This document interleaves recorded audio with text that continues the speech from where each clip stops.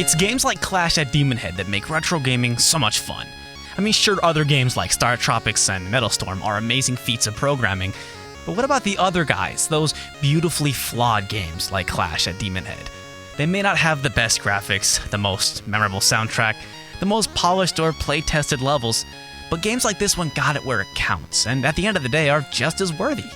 Clash at Demonhead features a huge non-linear world to explore, classic 2D action, a memorable lead character, and a surprisingly entertaining story complete with numerous plot twists. It may be old and a little unpolished, but it's that good kind of unpolished game. It's that poorly recorded, poorly EQ'd punk rock classic of an NES game. How appropriate it starts with Clash. And by the way, yes, this is that Clash at Demonhead. Scott Pilgrim just got that much cooler. And who is that making a cameo in the Scott Pilgrim game? We'll talk about him in a few minutes. Oh, and to Mr. Wright, well done, sir. You're 3 for 3. A little rough around the edges, that doesn't make Clash at Demonhead any less than a forgotten classic. When you think of third-party developers on the NES, you probably think of the big dogs like Capcom or Konami. But Vic Tokai was more like your typical third-party developer. One that did not have the resources the likes of Capcom or Konami. Imperfections like odd hit detection, upbeat but repetitious and largely forgettable music, unintentionally funny translations, and repeated environments and enemies are to be expected and forgiven. If anything, these imperfections add to the game's charm. I mean, it's flaws like these that make retro gaming so much fun. So if you're a seasoned retro player, you know what to expect. But if you're new to the old school, remember to take a game like Clash at Demonhead with a grain of salt, because there's far too much going for it to be quickly dismissed because of wonky hit detection or a repetitious soundtrack. Trust me.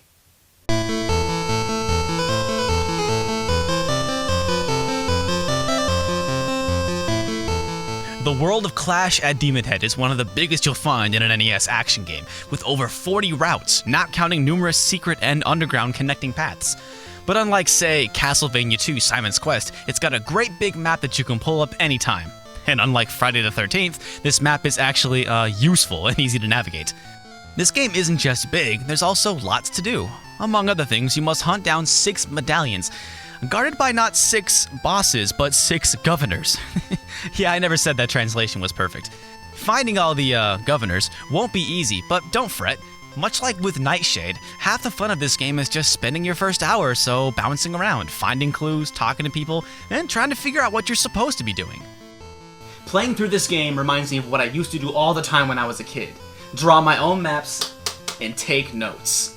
You're not exactly left stranded to find your own way. You'll find notes and get pointers from people along the way. But do yourself a favor and keep a pen and paper nearby. Pull out the magic stone from beneath the lava, Route 27. Yeah, I'm not gonna remember all that. Lava. Route 27. Alright. Clash at Demonhead is not a quick action fix. It's a pretty lengthy adventure that requires a certain level of dedication. If you do not pay attention to the help you're given, you're gonna be lost in no time. Now some might say, wait a minute, taking notes while you're playing a game? That sounds like work. But believe me when I say, there is a palatable feeling of accomplishment when you beat in a game and you got the physical fucking notes to prove it. Check this out. I got a whole map here. I got notes on this map. I got passwords on passwords. Got more notes down here. Yeah, baby. Yeah. I made this. But this brings up a morality issue. There were a few times I had to resort to online walkthroughs to help me in a couple of tough spots. Now my stance is walkthroughs make these types of games more enjoyable. Instead of wandering around for an hour screaming at the ceiling, "Ah! Where the hell am I supposed to go?" Save yourself the stress and just get online. Clash at Demonhead has the same problem games like Star Tropics and Crystalis have. You can't do certain things unless someone in the game has actually told you about it, but sometimes you can't find that certain person.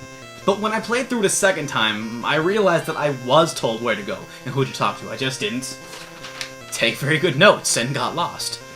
But thanks to online facts and walkthroughs, I wasn't lost for very long. Now, if this were 1999, I'd hold this against the game, but no, today it just seems silly not to use walkthroughs if you're stuck. But that's just where I stand. If the idea of taking a few notes and maybe having to resort to online walkthroughs sounds unappealing, well, maybe Clash at Demonhead ain't your thing. But do me a favor and try it before you leave some empty, cocky comment on this video. Give it a shot. It might change your mind. Besides, you'd be missing out on one of the coolest fucking things about this game. The hero of Clash at Demonhead may be the baddest dude ever in a video game. I love him. He's so bad. And I mean bad. Look at this dude. He's awesome! Big 80s hair complete with hairband and rockin' scar.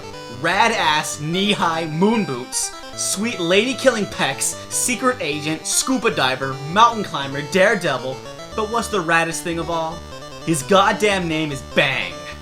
Hell, you don't start your adventure with Bang. You attack. He is the forgotten king of rad. But in all seriousness, Bang has got that same silly, badass quality Sparkster has. For an NES character, he's given an impressive amount of, well, character. He yelps when he hits his head on a ledge, he flails and screams as he falls, he pants as he runs, and he freaks out when he slides on ice. He even flashes a quick smile if he stands around too long. But that's just in the main game. Where our hero really comes alive is in the dialogue scenes, or as the game jokingly calls them, talking time.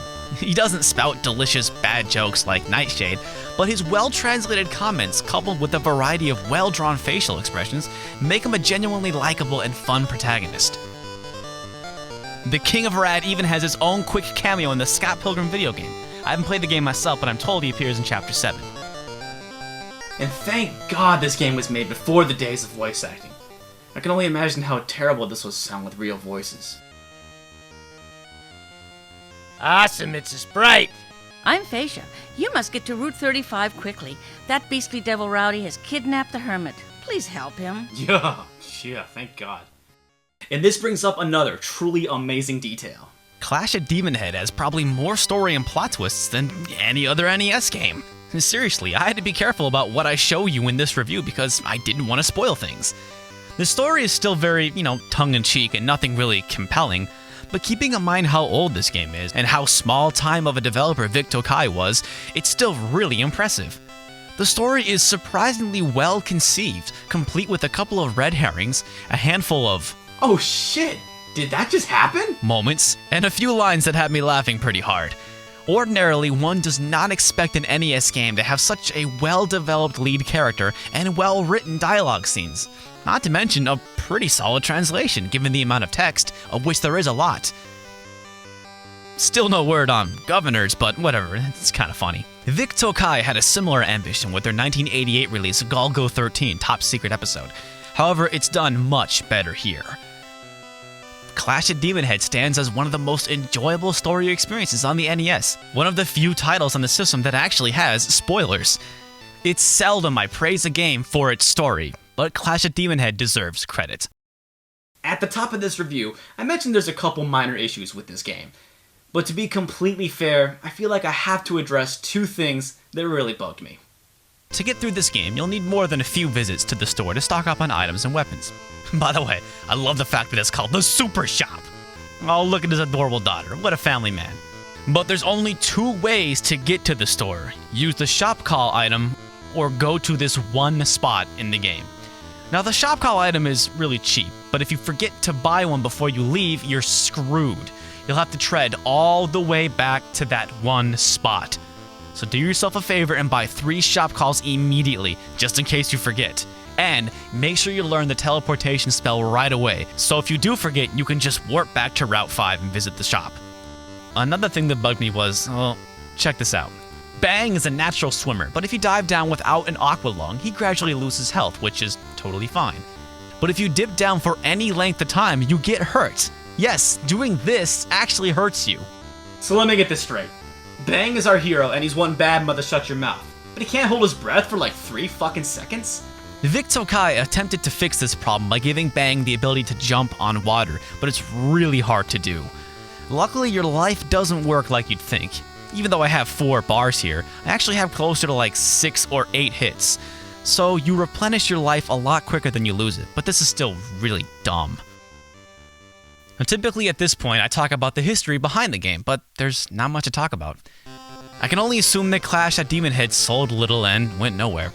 Which is a shame, but hey, that's good news for you. There's no reason you should pay more than $10 for this game, shipping included. Vic Tokai would go on to make many more games, like a sequel to Top Secret Episode and an awful Mega Man ripoff, among other things. Arguably, the best thing to happen to Clash at Demonhead was being one of the many video game references in the Scott Pilgrim books, specifically the name of one of the book's popular bands. And I can only assume it'll get even more attention because of Edgar Wright's brilliant adaptation, Scott Pilgrim vs. the World, where we actually get to hear Clash at Demonhead perform. That's why I bought the soundtrack. It's right, hey, wait a minute. There's no Clash at Demonhead on here, but I could've swore I heard it. No, hang on a second. Oh, it's that track by Metric. It isn't actually credited to Clash at Demonhead. That makes sense. They actually wrote the song. And how appropriate. These guys are also from Toronto, which is where the Scott Pilgrim universe takes place.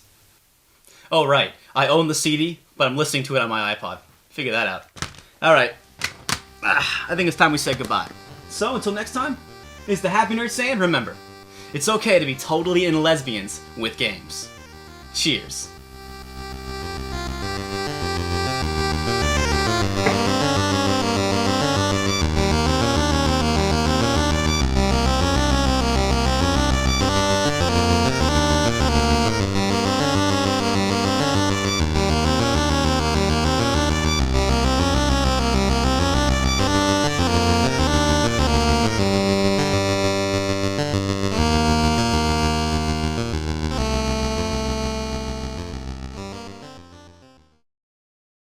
I'm not gonna remember that.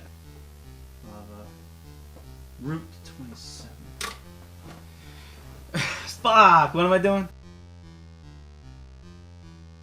Oh shit, did that just happen?